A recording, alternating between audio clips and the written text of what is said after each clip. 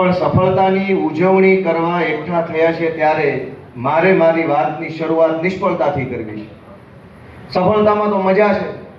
અંગ્રેજીમાં એક કહેવત છે કે success has many father and failure is an orphan. ગુજરાતીમાં એવું છે કે સફળતાના ઘણાય બાપ છે. સફળતા તો બધા એમ કે મેં આ કર્યું હતું, મેં આ કર્યું હતું, અમે અંદર ખાને ટેકા માતા, અમે અંદરથી તમારી હારે જતા. સફળ થાવ તો દુનિયા આખી એમ કે મેં કર્યું. ફેલ જાઓ તો અનાથ. ફેલ્યુર ઇઝ એન ઓર્ફન, અનાથ છે. 2022ની વિધાનસભાની ચૂંટણીની પહેલા અમારા બધાની આમ આદમી પાર્ટીની એવડી મોટી મહેનત હતી. બધાને એમ લાગતું હતું કાંઈ થઈ જાય, અને કાંઈ નહીં થાય તો કાંઈ નહીં, ગોપાલ ઇટાલિયા, ઈશુદાન ગઢવી ને 2-4 જણા બીજા જીતી જશે. આવું લોકોના દિલની અંદર ભાવના હતી. પરિણામ અલગ આવ્યું, ધાર્યું પરિણામ ન આવ્યું. બધો માહોલ વિખાઈ ગયો. જે માણસો અંદર ખાને હારેશું, બહાર હારેશું, આમ હારેશું, તેમ હારે, બધું ગાયો બચાવે અને નિષ્ફળતા આવી. ઈ સમયમાં કોણે આમ આદમી પાર્ટીને, કોણે અમને બધાને અને કોણે આખા ગુજરાતને સંભાળીને રાખ્યું, એની નોંધ લઈને આજનું સેલિબ્રેશન, આજની ઉજવણી થવી જોઈએ. તેદી પાર્ટી નો ટકી હોત, તે દિવસે સંયમ નો હોત, ધીરજ નો હોત, હારને પચાવી જવાનું કાળજું નો હોત, તો આજે આ ઉજવણી નો હોત. અને એવા 2022ની ચૂંટણી પતિ, નામ લેવા બેસીએ તો હંમેશા જીત ટીમની હોય. દુનિયાની કોઈ પણ યુદ્ધ હોય કે ક્રિકેટ હોય કે ધંધો હોય કે રાજનીતિ હોય, જીત હંમેશા ટીમની હોય. ટીમમાં કરોડો માણસો હોય.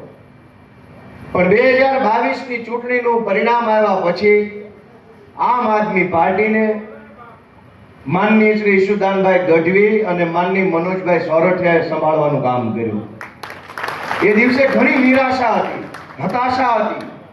અનેક કાર્યકર્તાનું મનોબળ ડગી ગયેલું. મેણા મારવા વાળા માથે ચડી બેઠા હતા. હવે તમારું કાંઈ નહીં હાલે, પતી ગયું, ના પાર્ટીને કાંઈ નથી, હાલો ભાજપમાં. ઘણા ખરા વહી ગયા, ઘણાએ પાર્ટી બદલી નાખી. એક ચૂંટણી હાર્યા તો વીડિયો કૂદી ગયા.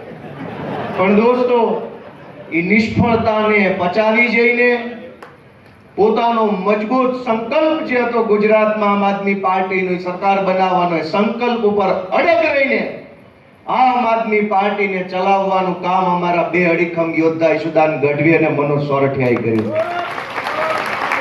નિષ્ફળતા આવે ત્યારે બધા માથે ચડી જાય. જેણે જિંદગીમાં મત આપવાનો જે હોય એ તમને સંગઠન કેમ ચલાવવું એની સલાહ આપે.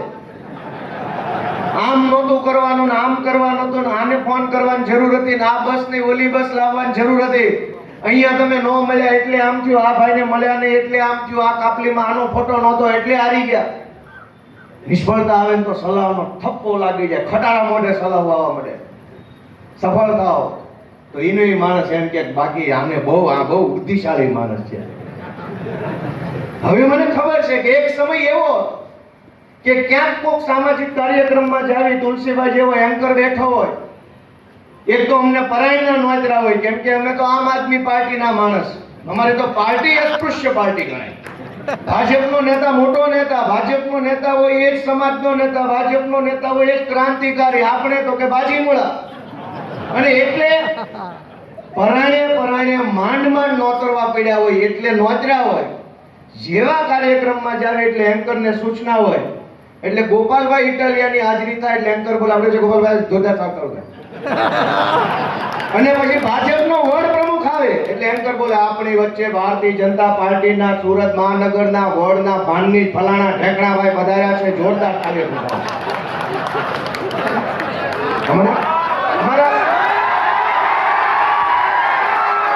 અમારા મનોજભાઈ, અમારા પાયલબેન ઈ જાય, આપણે બધા જોરદાર.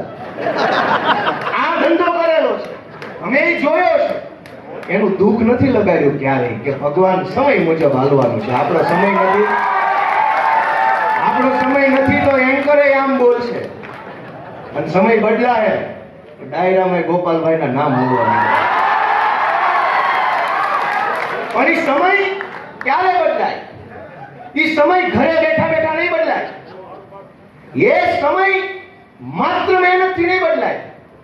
એ સમય સંયમ સાથે કામ કરવાથી, ધીરજ સાથે કામ કરવાની, મક્કમ મનોબળ રાખીને એક એક ડગલું આગળ ભરો તો સમય બદલાય. અને આ સમય બદલાનો છે.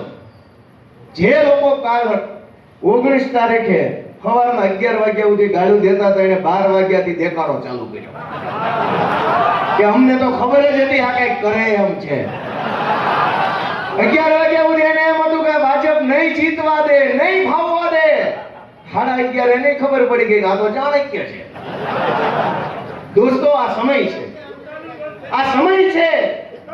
ઘડીકમાં આમ થઈ જાય, ઘડીકમાં આમ થઈ જાય. એટલે સમયને માન આપીએ, સમયને જાળવીએ, સમયને જીરવી જવાનો હોય. જેમ 2022ની હાર જીરવી ગયા, એમ હું આખા ગુજરાતના આમ આદમી પાર્ટીના કાર્યકર્તાઓને, હોદ્દેદારોને, આમ આદમી પાર્ટીના સમર્થકોને બે હાથ જોડીને વિનંતી કરું છું કે આ સારો સમય છે ને, પણ એને વિનમ્રતાથી જીરવી જવાનો છે, અભિમાન નથી કરવાનો. મારી બધા આમ આદમી પાર્ટીના સમર્થકો, કાર્યકર્તાને વિનંતી છે કે આપણા ઝાડ ઉપર ફળ આવ્યા છે. હવે આપણે નમવાનું છે, હવે આપણે ઝૂકી જવાનું છે.